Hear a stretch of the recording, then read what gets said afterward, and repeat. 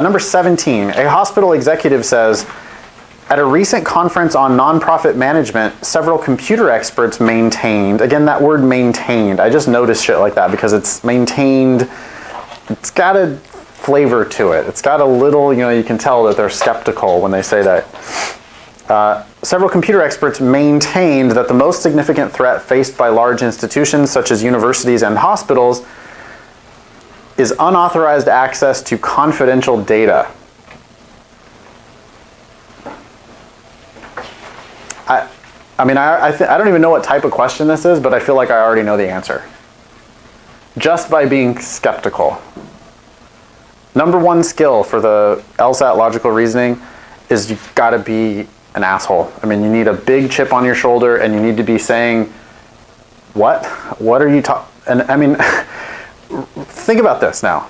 These are computer nerds. It says they're described as computer experts. There's several of them at least, so they're like in mass. But these computer experts are saying, hey, hospitals and universities, the biggest threat you face is unauthorized access to your data?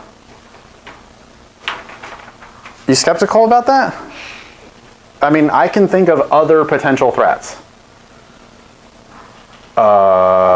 Bombings, major earthquake that leads to like a crazy run on hospitals, shortage of nurses, crisis of exploding healthcare costs, crisis of exploding tuitions. Can't we name like a million other potential threats? Oh, but the computer guys are saying it's unauthorized access to data. I'm skeptical.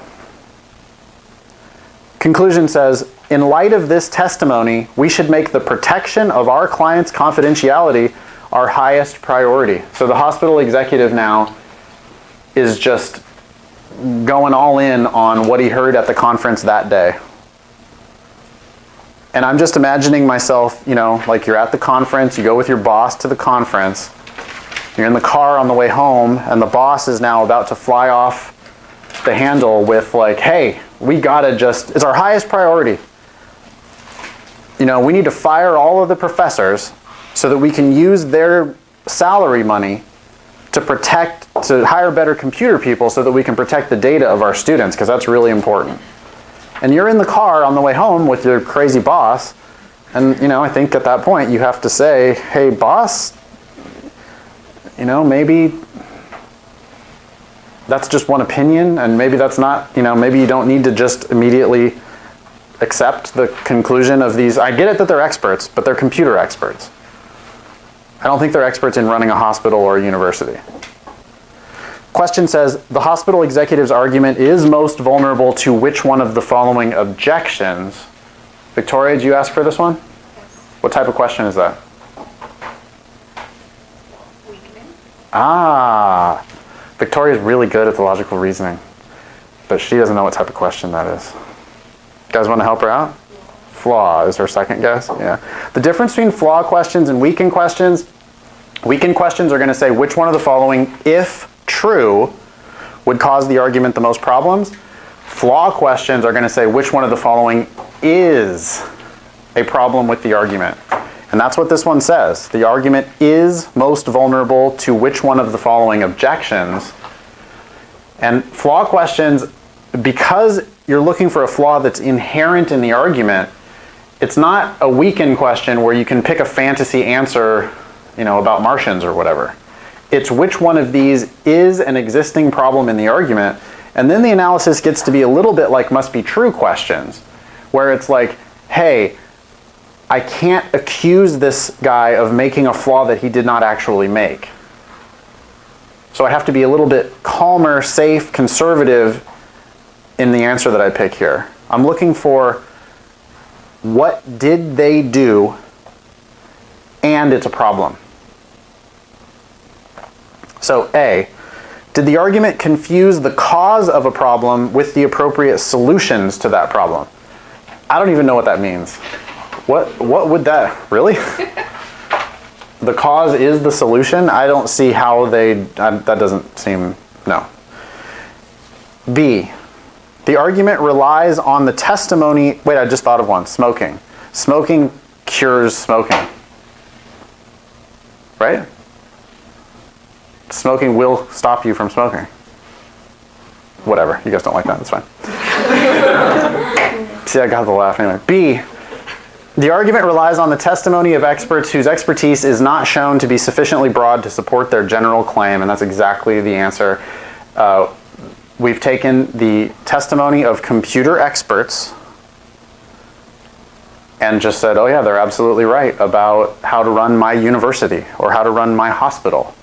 And even though they are experts, they're not experts in that. This is a common flaw. It's been tested on the LSAT for at least as long as I've been teaching the LSAT, which is 10 years now. And you got to look out for that one. You got to train yourself to see that one. Victoria, I'm really curious what you picked. E. E says, the argument infers that a property belonging to large institutions belongs to all institutions. It just didn't do that.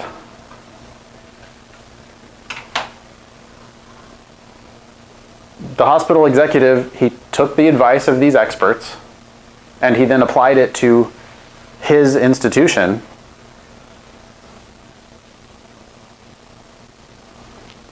But I mean, in order for E to be the answer, it would be like, because large institutions have boards of directors, therefore Fox LSAT has a board of directors. That's what E is describing. And that's certainly a flaw, because Fox LSAT is a very small organization, and just because large institutions have board of directors doesn't mean that I have to have a board of directors. That would be a flaw, but it's just not the flaw that this hospital executive actually is guilty of. Okay? You want to hear about C or D? D? D says, the argument draws a general conclusion about a group based on data about an unrepresentative sample of that group. And it didn't do that either. You can't pick, the unrepresentative sample answer is one of the most common wrong answers for flaw questions. It is sometimes the right answer, but it's only the right answer if they gave you reason to believe that the sample is unrepresentative. It's a much safer answer on weaken questions, because on weaken questions, it's if true. And if it's true that they used a small sample, then that already just maybe ruins their argument. But on a flaw question, you have to know they used a small sample before you can accuse them of using that small sample. And they just gave us no reason to believe that here. We got several computer experts. We don't know how they reached their conclusion. So then we can't pick D.